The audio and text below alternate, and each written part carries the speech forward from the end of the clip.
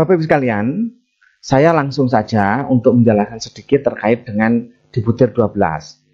Di butir 12 ini Bapak Ibu, yang akan diminta adalah RPP dan lembar praktikum.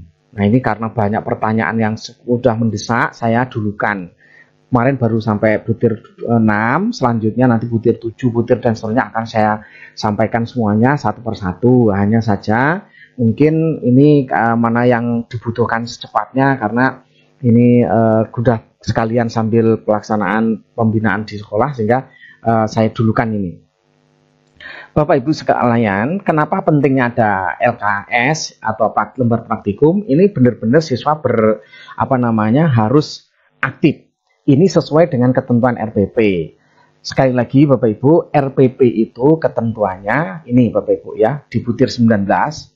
Di butir 19 itu bahwa RPP itu terdiri dari tujuan, materi, metode, dan evaluasi. Itu yang pertama. Yang kedua, aktif. Nah, tentang aktif student center ini ada di butir 12 ketentuannya. Jadi RPP-nya nanti yang diupload 1, tapi nanti di butir 12 akan dinilai aktifnya. Kemudian kreatif dan inovatif akan dinilai di butir 22. Kemudian pengoptimalan lingkungan akan dinilai pada butir 18. Pemanfaatan TIK dan pembelajaran dalam upaya seterusnya ini ada di butir 22 juga ini ya. Jadi Bapak Ibu, harapannya Bapak Ibu semuanya bisa membuat RPP ya sesuai dengan ketentuan ini. Kalau ini dibuat dengan baik seperti ini, saya yakin Bapak Ibu pembelajarannya hot. Nah, gitu ya. Ini Bapak Ibu, ini ketentuan RPP. Dan perlu dipahami betul, kalau sudah ngupload pada butir 12, maka di butir 13, butir 18, butir 19, butir 22, kalau SD itu butir 36, itu semua tidak perlu upload lagi. Nguploadnya hanya 1.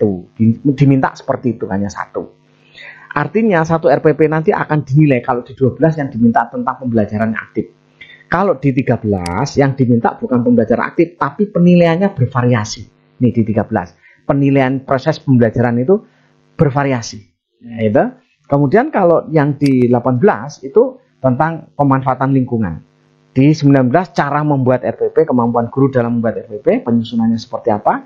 Dan 22 itu tentang metode, kemudian media dan sumber belajar yang bervariasi atau dikatakan guru yang aktif dan inovatif tadi. Nah itu yang dibuat oleh guru. Dan untuk SD, khusus SD sudah ditetapkan di butir 36 bahwa RPP SD itu harus tematik terpadu sehingga Bapak Ibu ya nggak bisa memilih yang lain gitu ya. Itulah yang harus dibuat oleh Bapak Ibu. Ini salah satu contoh yang mungkin ada teman-teman yang sudah membuat ini Bapak Ibu. Hanya sedikit saya contohkan saja. Ada yang sudah membuat begini. Ini adalah menggunakan aplikasi online yang saya buat Bapak Ibu. Hanya di sini berbayar gitu. Di sini ada yang sudah mencoba ya. Ini saya coba saja ya biar Bapak Ibu juga bisa melihat. Ini sebenarnya sebelumnya juga sudah ditanyakan, sudah saya jelaskan juga. Kita coba nama lengkapnya, misalkan saya ngambil aja ya, misalkan siapa ini namanya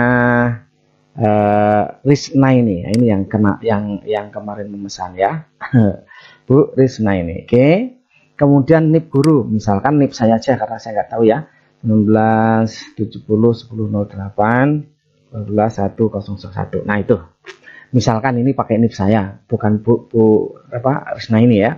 Kemudian emailnya pakai email saya. Nah ini nanti emailnya harus benar-benar email masing-masing ya, supaya nanti karena aplikasi RPP ini nanti apa hasilnya akan dikirim ke email ya.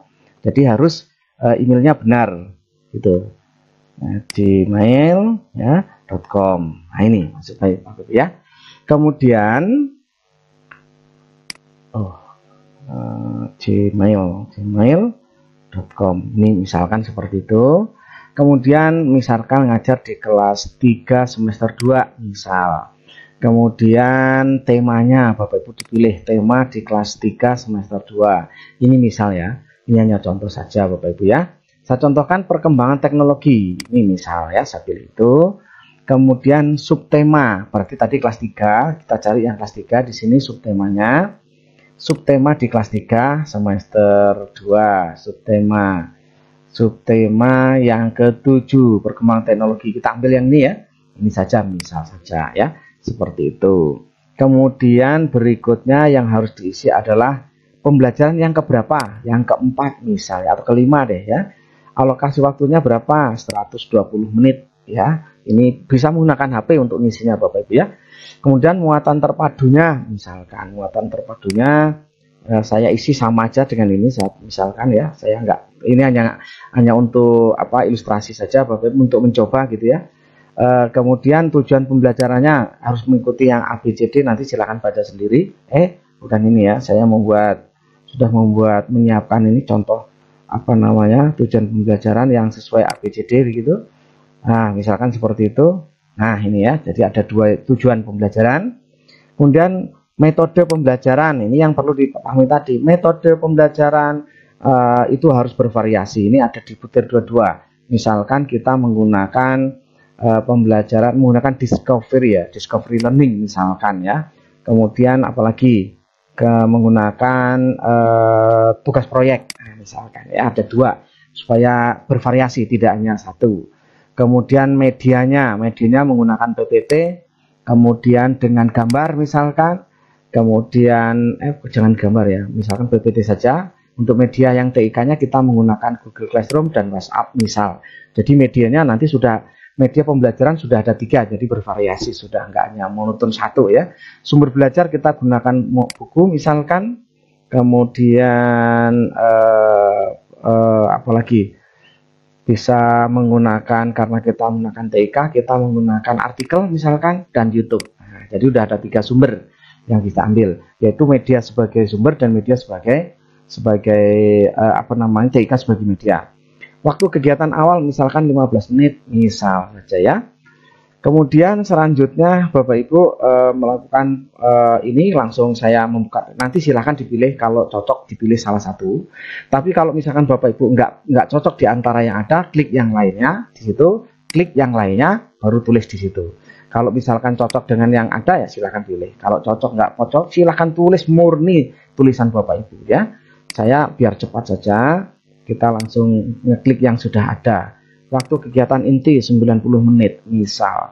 Kegiatan literasi ini, atau mungkin silahkan tulis sendiri. Saya pakai ini, atau mungkin tulis sendiri. Kolaborasi pakai ini. Komunikasi menggunakan ini. Kalau mungkin creativity menggunakan ini, kalau yang lain silahkan.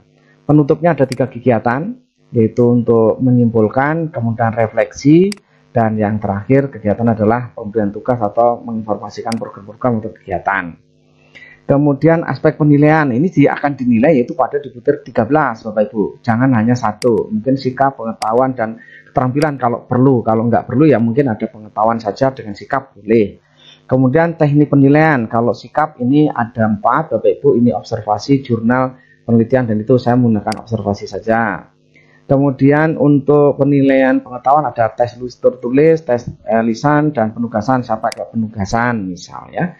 Kemudian tes prakteknya apa namanya ya, penilaian prakteknya saya menggunakan praktek saja, dan proyek ya, tadi kan penilaian proyek. Jadi ada 2 misal.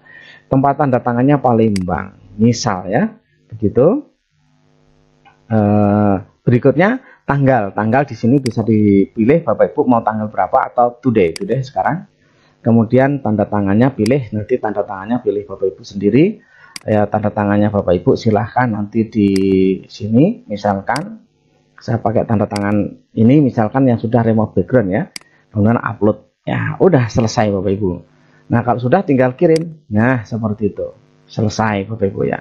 Nah ini contoh saja. Nah di sini ada terima kasih telah membuat RPP secara online di Min 2 Kota Palembang. Silahkan lihat RPP Bapak Ibu guru di email masing-masing, di inbox atau di spam. Jika tidak ditemukan, bisa buka di alamat berikut. Nah, tinggal klik di sini Bapak Ibu. Kalau tidak ditemukan, kita lihat di sini, klik. Nah, seperti itu. Nanti akan masuk. Nah, ini Bapak Ibu pekerjaan yang barusan ini 22.12 ini, yang barusan 2 tadi. Langsung sudah jadi Bapak Ibu ya, dengan sangat cepat sekali. Nah, seperti itu. Nah inilah hasilnya tadi. Ini hasilnya, kita lihat inilah hasilnya tadi sudah otomatis. Nah, ini tanda tangannya, ini tanda tangan plasma dan stempel sudah ada, sudah otomatis Bapak Ibu ya. Seperti itu, sangat cepat, tepat dan akurat Bapak Ibu. Kita kerja cerdas, cepat dan akurat, itu yang paling penting ya. Kemudian Bapak Ibu, kemudian tadi sudah kita coba untuk bukti fisik yang berikutnya adalah setelah RPP adalah lembar praktikum. Lembar praktikum atau LKS sudah saya siapkan Bapak Ibu, silahkan Bapak Ibu download caranya. Nanti buka di sini ya, langsung diketik saja TINY ya, di situ TINY.cc begitu. TINY.cc garis miring ya. Kemudian LKS huruf kecil semua, jangan lupa. Kemudian underscore ya 12 Bapak Ibu. Seperti itu ya. Saya ulangi, TINY atau TINY.cc garis miring LKS underscore 12. Jangan lupa underscore-nya, nggak ada underscore nggak bisa dibuka ya. Kemudian kita enter, klik. Nah, seperti itu. Nah, muncul ini Bapak Ibu contoh yang sudah saya siapkan banyak sekali Bapak Ibu.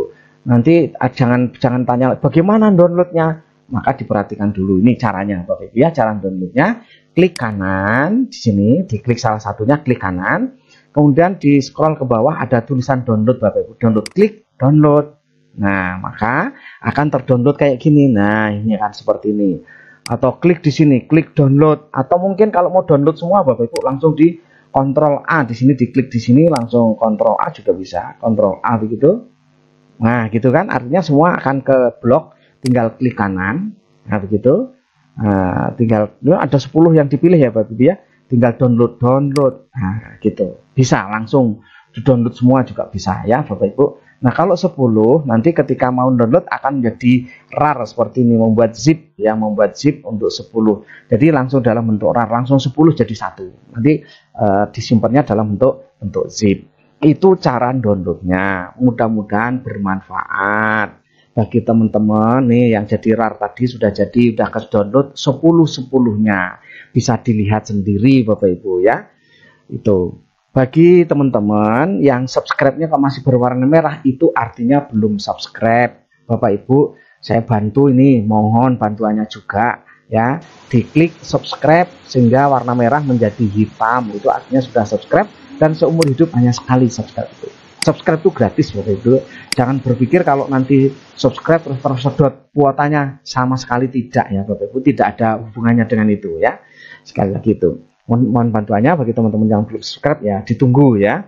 Itu Bapak Ibu. Mudah-mudahan bermanfaat dengan subscribe Bapak Ibu. Nanti berikutnya kita akan memberikan dokumen berikutnya Bapak Ibu nggak perlu tanya, nanti langsung ada kiriman notifikasi peringatan bahwa oh sudah ngupload tentang butir ini begitu Bapak Ibu. Jadi Bapak Ibu tinggal buka lagi gitu ya. Itu saja, barangkali mohon maaf kalau ada kata-kata yang kurang berkenan, dan saya akhiri. Assalamualaikum warahmatullahi wabarakatuh.